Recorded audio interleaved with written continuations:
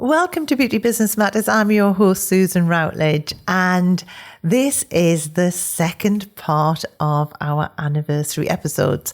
So we had such fantastic feedback from last week, so we decided to do it again. So today we have clips from David Alpert from IIAA, talking about the journey that him and Tracy have been on from the start.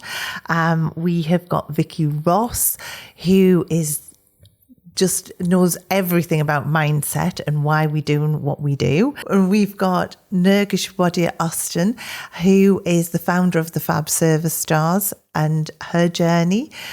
We have fantastic parts of Jaxon Feeley's episode as well. And also we finish with a little bit of love and respect from Samuel and Samantha Sweet from Sweet Squared. So such an awesome episode.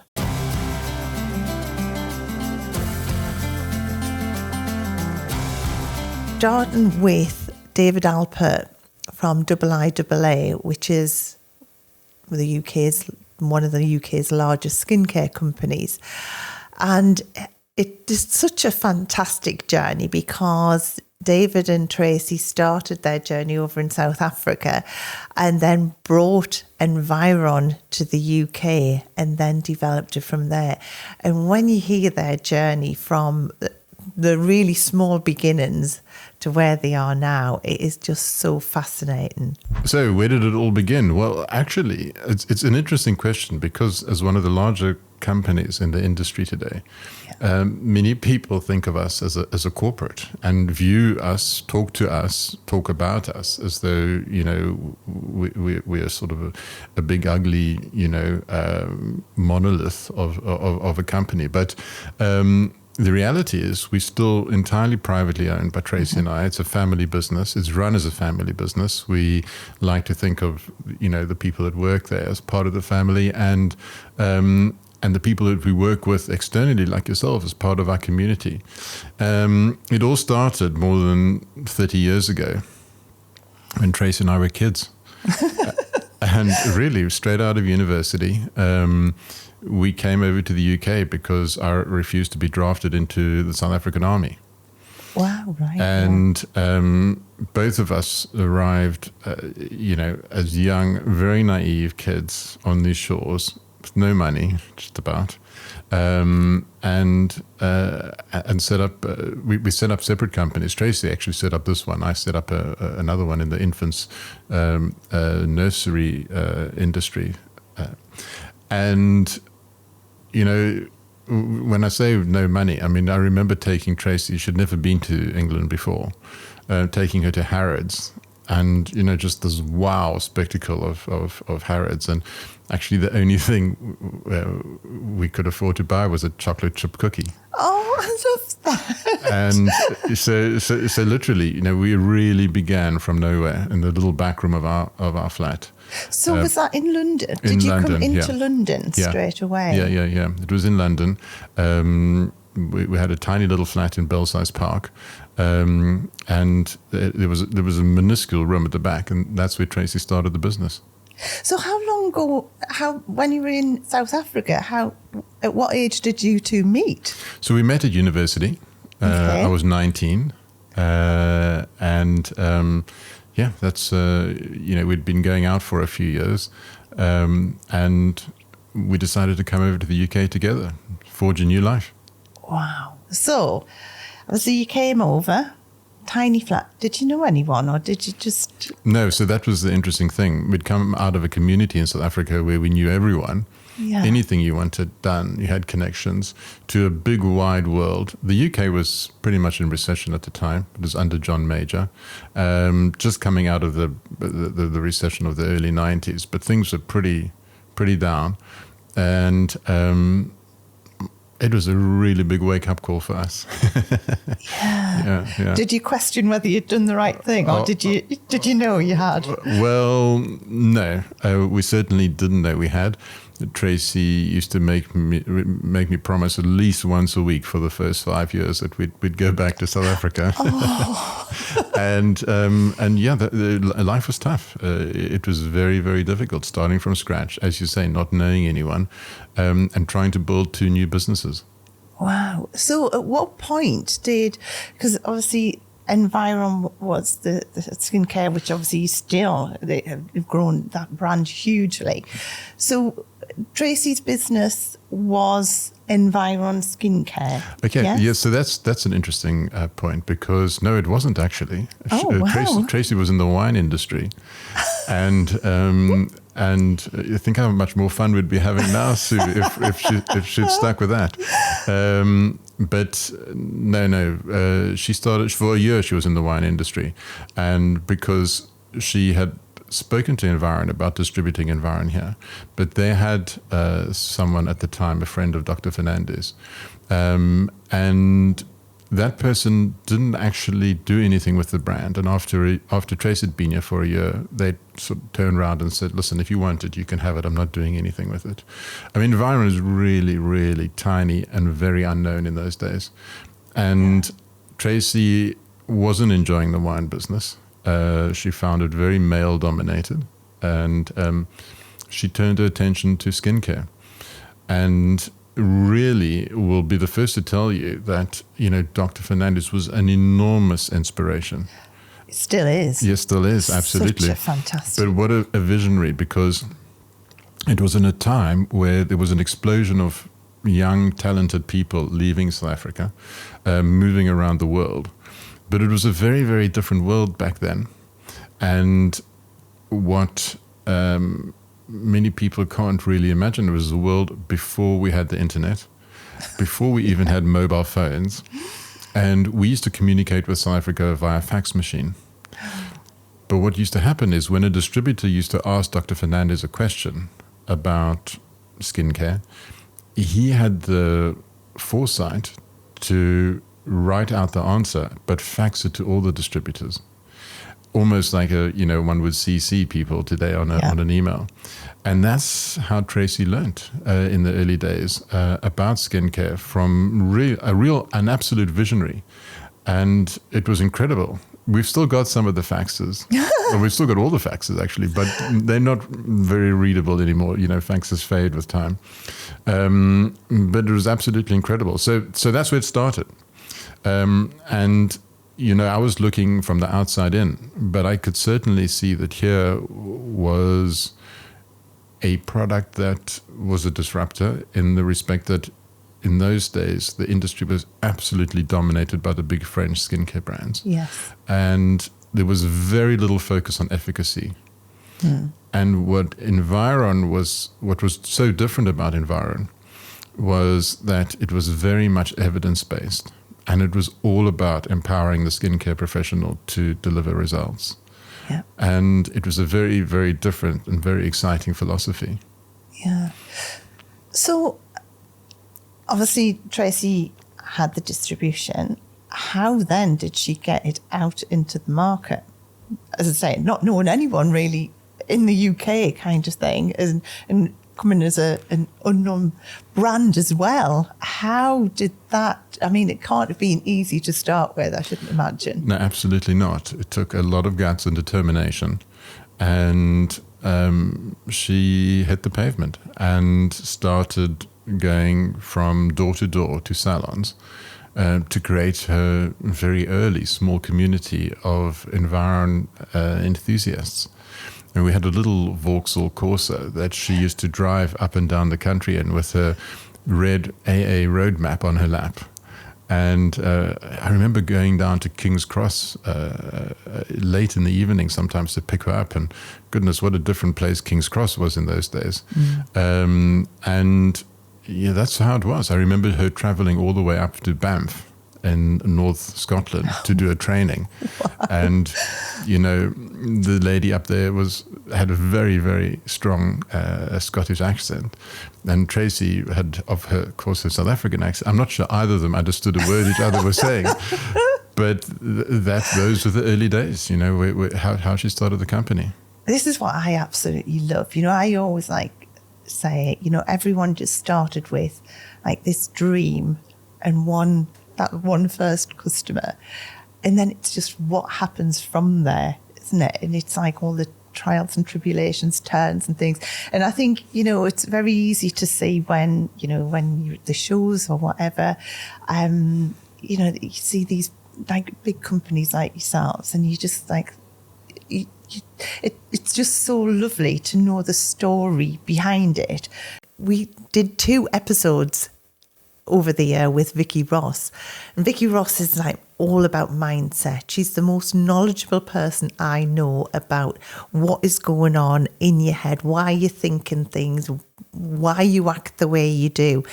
So it was really hard to pull out which part of Vicky's episodes to put in here, but we've really, really nailed out some real nuggets for you.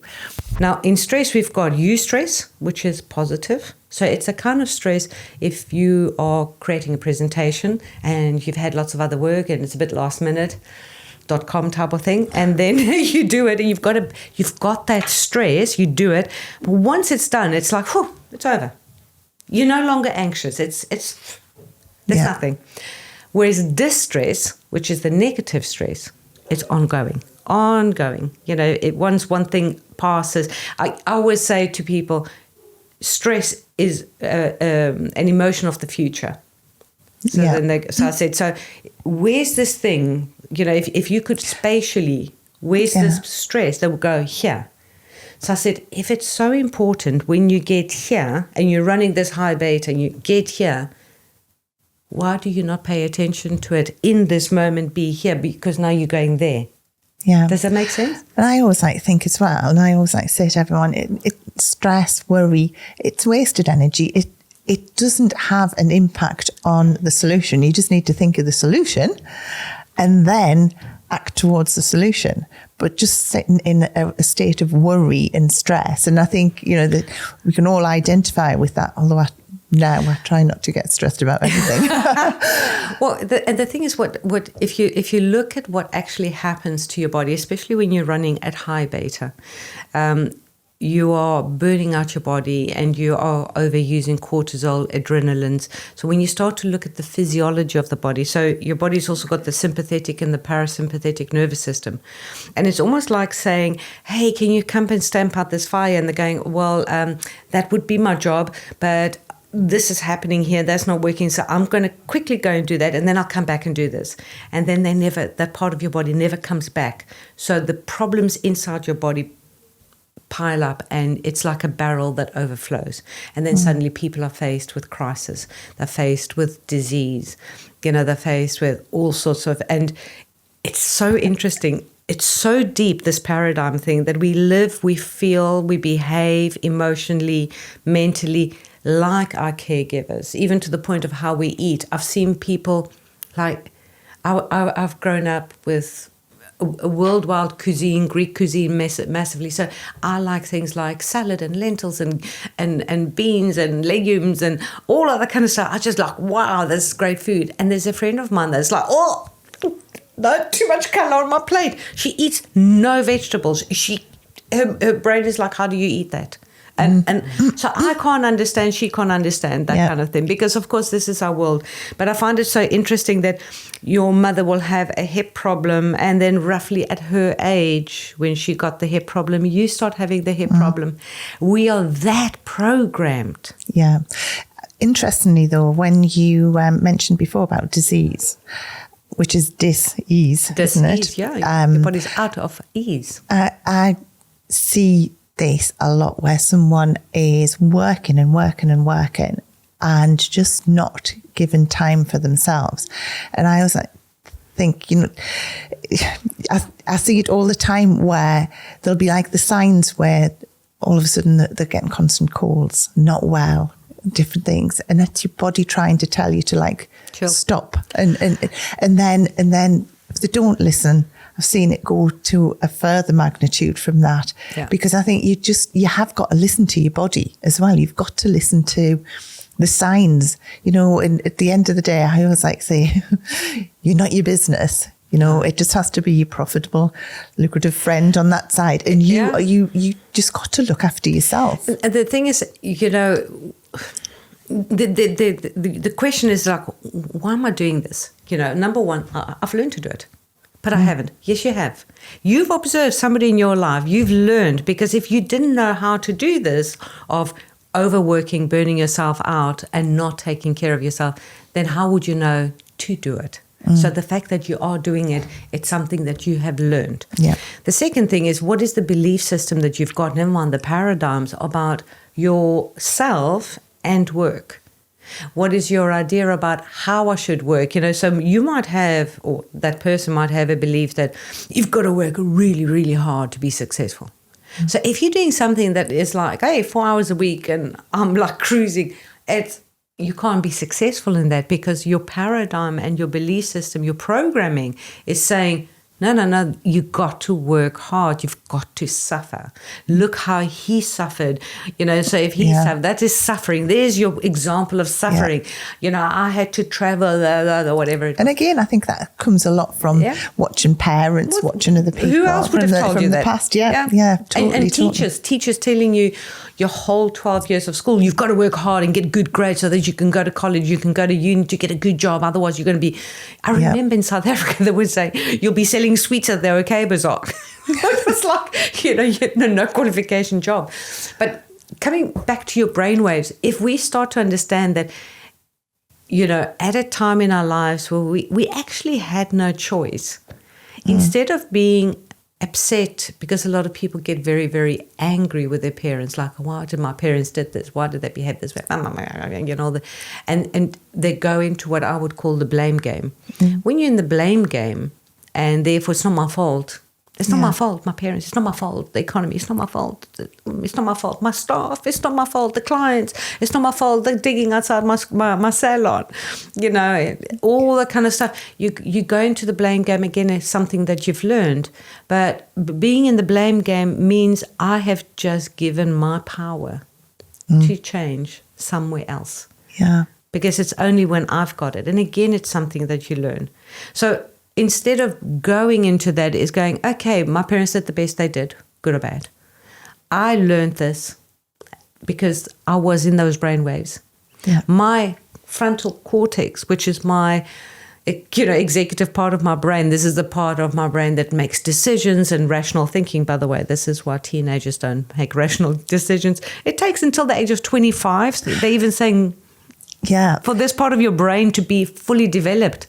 See, that is fascinating, though. So this state of brainwaves that you're talking about is from the age of 12 up to sometimes this into you the get 20s. Conscious thinking. Yeah. See, because this is as well where we're often employing people who have come through college and they're still in that kind of thing and are thinking totally different to how... If you think about it, that from roughly the age of 12 is where you start to have conscious thinking.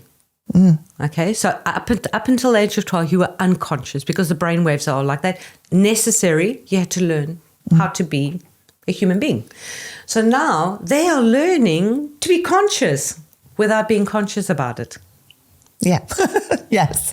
So this is what I say a lot in class. I said, you know, as if you look at the animal species, you know, the animal kingdom, what separates us from, say, chickens and dogs and all of that is the size of our frontal lobe in comparison to the rest of our brain. So the frontal lobe is about, say, 49%. There's different sort of numbers. Whereas if you look at a chicken, for instance, it's 3%.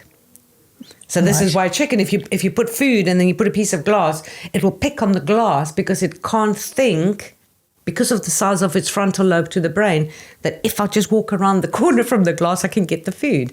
A dog can do it. A monkey better. Humans better. So what does it say about us? That as humans, we can think past survival. Okay, yeah. Problem, in school, in life, we're not taught to think about our thinking. So we now enter conscious mind, which we need to, because this is where we transition from child to adult. This is why with teenagers, suddenly they're questioning who they are. And do they want to believe what their parents believe? And do they want to act like their parents act. Like their parents might be going, you need to go and work. And they're like, why? I'm a child. Somebody else will go, you can't go and work. You've got to study. But why? I want to go work. I want to be independent. So they will question so much because this conscious mind is kicking in. But nobody's going, that's fine. We've given you all these beliefs and paradigms. This is the transition phase for you to start questioning whether you want to hold on to these or get rid of them, or hold on to some, get rid of the others. Who's doing this in school? Who's doing this at home? Next, we pulled out some real nuggets from the episode that we did with Jaxon Feeley. Many of you may know Jaxon from, him and his sister won the Hunted TV programme. But as well, many of you may know, because he's a trans advocate and such a great role model to so many. And the fact that he made his transition in a male-dominated prison, it's just such a fascinating story. So we've pulled out some real great content from that episode, and it's just gold dust. Obviously, working in a male prison, they had known the female officer for 3 years, and I didn't want to give up that job, and I didn't want to give up my life, even though I was going through something that everyone around me was also affected by. And so that's why I believe so strongly in difficult conversations and in having those with the people that you love, and having an understanding that whenever you're going through a transition in life, it doesn't just affect you, it affects everyone around you, whatever that transition is. And so I really tried to take everyone around me on that journey with me and keep my level of understanding as open as possible, and keep having those conversations, however uncomfortable, until we got to a point where people can see now that this was the right decision, and actually we're all just human beings struggling with one thing or another. Yeah. And did you find everyone was supportive? I mean, especially in a male prison. Yeah. Like, sort of, you couldn't have found a harder environment to... I know. You don't This is what I do, heart. Susan. This is what I do. This is why I can't sit in the peace. This is what I do. Yeah, if it's not hard, it doesn't feel safe to me. Yeah, I mean, don't get me wrong, it was terrifying, and it wasn't something that I thought I would be able to do. Obviously, coming out to my family in general was frightening, and they were terrified of, how are you going to work? How are you going to live? Is this the right decision? We don't know anything about this. The world is still a very dangerous place, if not getting more dangerous at the moment for trans people. And then obviously dropping the bomb that I was going back to a prison as well, that held a very big risk of obviously danger anyway, but then add a protected characteristic on that a lot of people don't understand and disagree with, left me a lot more vulnerable to, violence or sexual assault, or, groups of men trying to prove certain things. So I really believed that I had the ability to have those conversations in the right way. And I worked on it's called a psychological informed planned environment within a prison, and that catered for prisoners with elements of personality disorder, struggle to maintain their own emotions, manage relationships, deal with their own trauma. And so we did a lot of groups, to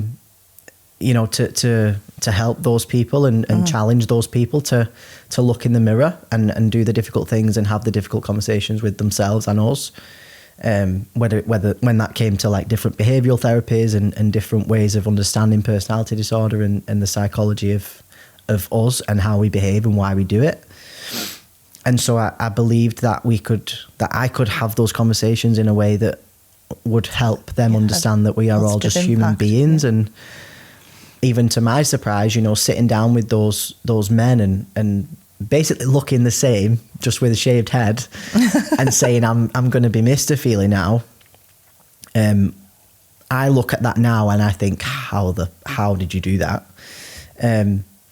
But I did. And what I found was talking to them about being vulnerable, about being suicidal, about having to do this to continue living, they actually related to more than anything they'd heard before, because it not only proved to them that an officer was a human being, it also showed that, well, I feel like that too. And you know, they have struggled with drug addiction or self-harm, or, you know, being taught as a young child that if I behave bad, I receive love.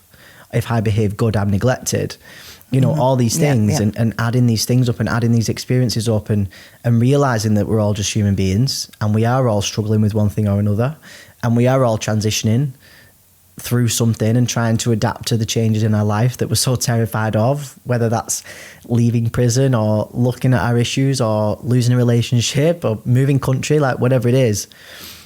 We're all struggling with that all the time, and we all have to learn how to deal with that. And they couldn't look at me and say, well, no, I don't need to do the hard things, because they were watching me do it, and they were watching me in a position and a level of vulnerability that you would never put yourself in as an officer. We had Nergish Wadia Austin as a guest, and Nergish, at the age of 24, was running a team of 400 in Harrods. And, you know, she has just proven throughout all of her career that standards are so important in our industry. And Nergish, you know, we could have talked for hours and hours on the topic of standards.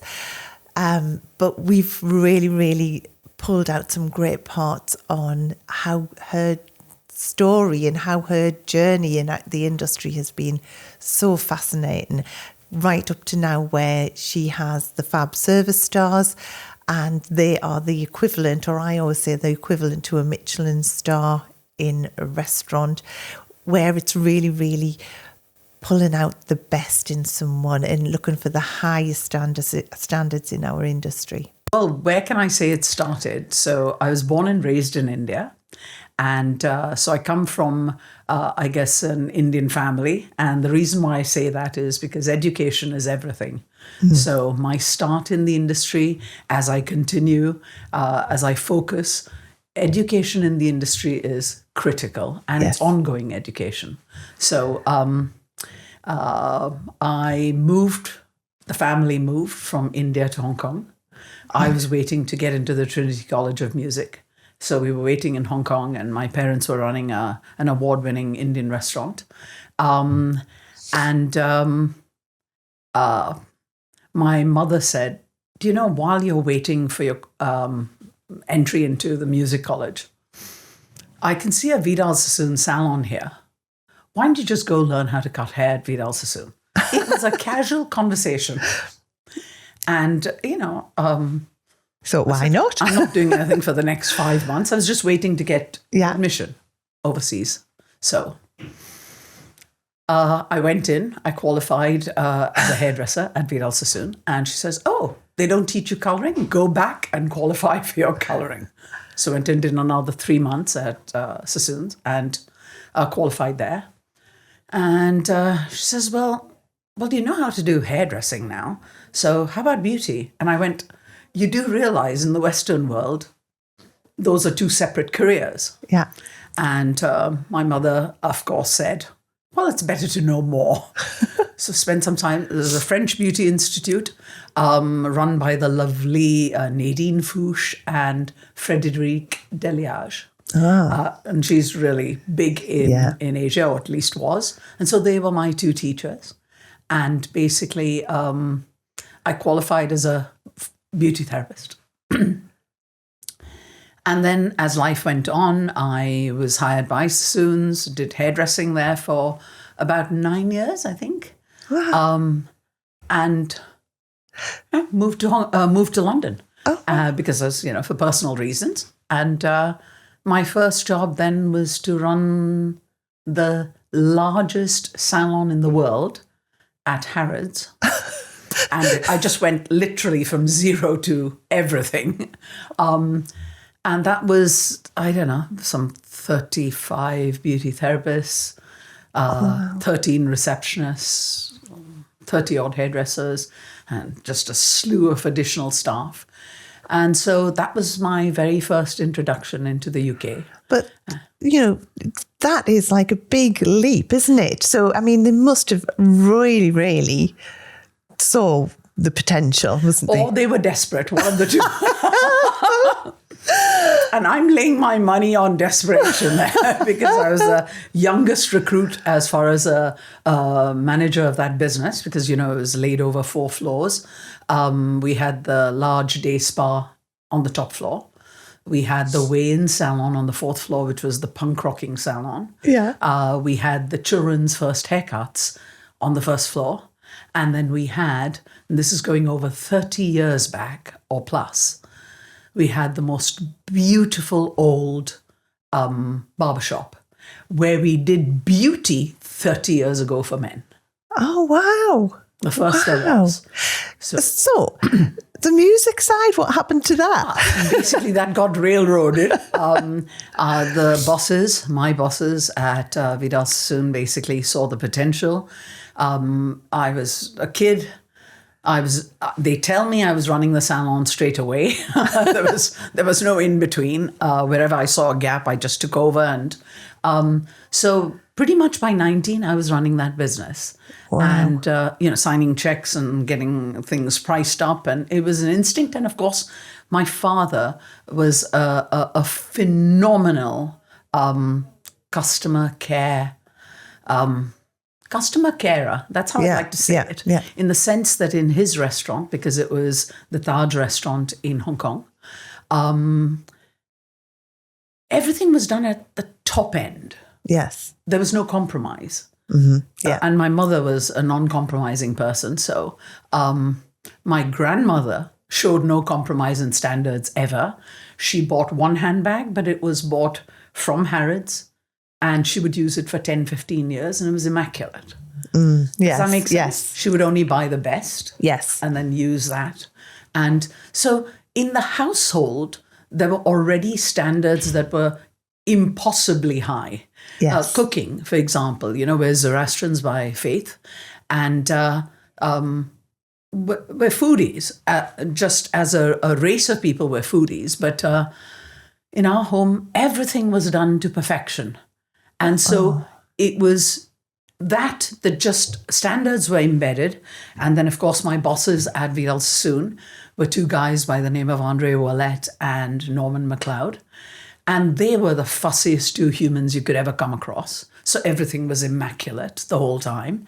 So there was never a compromise ever on standards. Yes. So this is now being ingrained into me, which is why the word standards come out of my mouth every day. Yeah. So, yeah. What I love, though, about standards is that they don't cost anything. They don't. And the thing is that, I'm such an advocate of like being the best and standing out as an expert. I know education costs, but apart from that, a lot of what happens in a salon, in a clinic, it doesn't cost anything to maintain and bring those standards in. That's what I love, because it's just pure dedication that does that. It is. Pure dedication and wanting to excel. And that's what I love. And loving what you do. Yeah. Yeah. So the cooking standards came into the house because everyone loved food. Yes. So the standards were high simply because there was a love for the subject. Yes. And that's what I see in hairdressing and beauty and nails and barbering. What I see, just meeting you in the industry, seeing what you've achieved in a business and then the Beauty Directors Club. You were just setting standards just because that's how you function. Yes. But the amount of people I came across doing that in the industry was phenomenal. And there was a large divide. Yeah. People were either into their standards or they weren't. They were happy to coast at a mediocre level. And there's room for everyone. Totally. It's not wrong as long as you recognize that, okay, I can't expect to achieve this award or this standard because, well, I'm not putting in enough effort. Yeah. But the beauty about standards, as you say, are free to implement. But the result from there is It's phenomenal financially. If you run your business well and maintain your expenses, the profit level is so affected by standards. Yeah. Because the performance standards of your people wanting to maintain what you've set as an acceptable standard. And I got to tell you, Susan, when I speak to people, I have probably the luckiest job in the industry, because all I'm ever doing is congratulating people for doing things well. And lastly, we've pulled together a little bit of love and respect from Samuel and Samantha Sweet, who own Sweet Squared.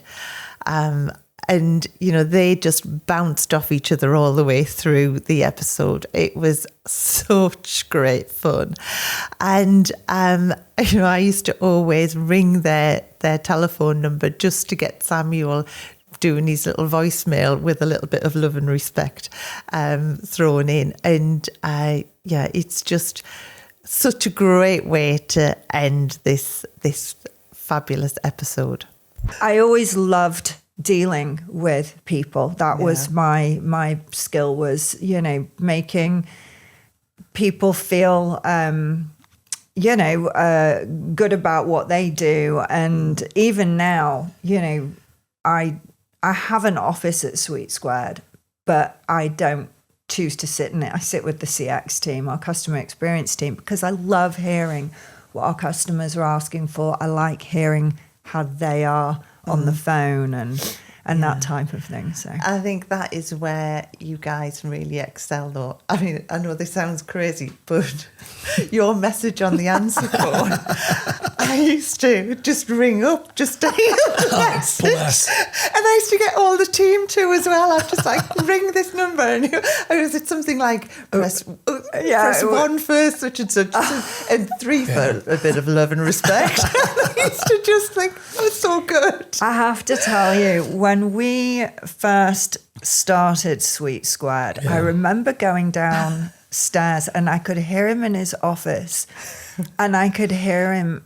I realized he must be recording something, and I remember thinking, I better not disturb him. And I listened at the door and I could hear him going, and for a little patented love and respect. And I thought, oh my God, that was like in 2006. And I remember thinking, oh man, he's nailed it. And do you know, to this day, obviously that's our call sign. It has been forever. It's our culture. But there was only one person who was ever called and sort of said, what's this love and respect thing? It's really weird. Rubbish? And I said, don't you think everybody deserves to have a bit of love and respect? And she's like, oh, well, I suppose so. That's the only time I've ever heard a negative comment. The classic thing with that is, like, when we were awarded the contract for CND as Sweet Squared, and we had to get operational like immediately. There had been no supply of CND in the industry for like 3 months in the UK. 3 months, yeah. And so, you know, we're trying to put together, this is back when, okay, well, we need telephones, right? We're a mail order telephone order company at the heart of it. So we need phones. Okay, BT, well, that'll be like 4 months lead time. You're like, you gotta be kidding me. So we're trying to we're cobbling together early day kind of high-speed internet lines to put together like early VoIP systems. And there's 10 of us, but I'm like, I wanted people to call and feel like, well, press 1 for, customer experience, press 2 for, heaven help you accounts. And we didn't even have desks. We were actually on the floor with telephones, picking up the phone at this point. I mean, when you said at the beginning that, it's a big company, people don't know, we, like many, we started in our garage. We literally started in our garage. He made the first set of sort of shelves. How he managed it, if you're not good at stuff like that. But anyway, he did. And that was officially where we started. Like the distribution unit. Absolutely. Yeah. But first packing desk. I mean, we'd gone through quite a bit in those few months. But it was the best thing that ever happened to us. You know, it allowed us to make Sweet Squared into what we wanted, and that was a company for the professional, for the nail professional. And that's what we were at the very beginning. It was all about nails, because that's what we knew, and we've changed quite a bit from that to now. But over the course of the years, we've had to. That's you know, you can't just put all your eggs into one basket. So. Well, I just wonder if it's because we sort of skimmed over like a meaty piece that was kind of, I think, a pivotal part in our formation. So I came and moved in. We all moved in together. We all lived together. We all worked together. Ate around the same table, and we were. That's the core and the birthplace of Sweet Squared, was that time. Did that work all right then? Because like families working together, it shouldn't have, but it was. It did. It galvanized us because we were all crazy passionate about the one thing, and that was the success of the professional. Like we were literally obsessed, and still are literally obsessed with the success of the professional. Why? Because we were all professionals. I'm a professional from another country, but we all share the same things, the same desires, the same passions. So what probably shouldn't have worked incredibly well, and so we all worked together, and that grew and changed, and Simon and Gigi, Samantha's parents, started to take a back seat, and we're all very young. Under 30 at this stage. Totally as green as cabbage looking, we really were. And they brought in a professional suit to run things and manage things.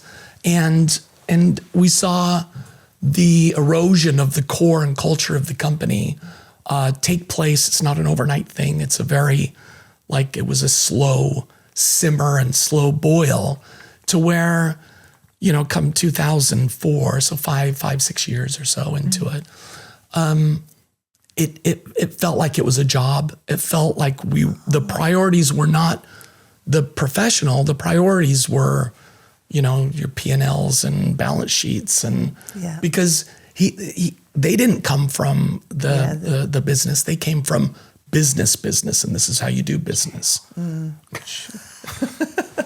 So I'm being diplomatic. And so around, I think it was 2006, when I turned to Samantha one day and I said, you were unhappy. I was miserable. We were both unhappy, but we didn't know what to do. We were in a real predicament. Mum and Dad were in Spain. We were going to the office every day. It was a horrible atmosphere. And, there was so much secrecy, and so, it was just awful. And he just said, I don't want to be a part of this anymore, And it wasn't what we did. I felt like there was purpose in what we did. Yeah. It felt like the heart had gone out of it. Yeah. It had been sort of, it was the husk of what it was. And so, and I assumed Samantha would be like, okay, well, no, I get it, but, we've got responsibilities. We have children, we've got, and she said, you know what, you need to do your thing. You need to, follow your heart. And we had a couple of opportunities that, Samantha would go to Hyperion at the time. They changed the name. They changed the name from Designer Nails to the Hyperion Group, which just sounded up your butt, basically, and corporate, and just not anything to do with nails. No, it didn't. It just, but that was the mentality of the person who was running things at the time. Just goes to show, doesn't it? The thing is that when someone's run something like that and their ideas get embedded, it can just go totally the wrong way, can't it? When I knew how awful the culture was a comment that a guy in the warehouse, one of our warehouse staff, made to the CEO at the time, and said, "Nice tie." And his response was, this tie is worth more than you make in a month. I was stood right there, and I just remember thinking, I mean, I was mortified, but that was how he responded. That was the mentality, and that wasn't how we were brought up, you know. I mean, Well, it's not what brought us together.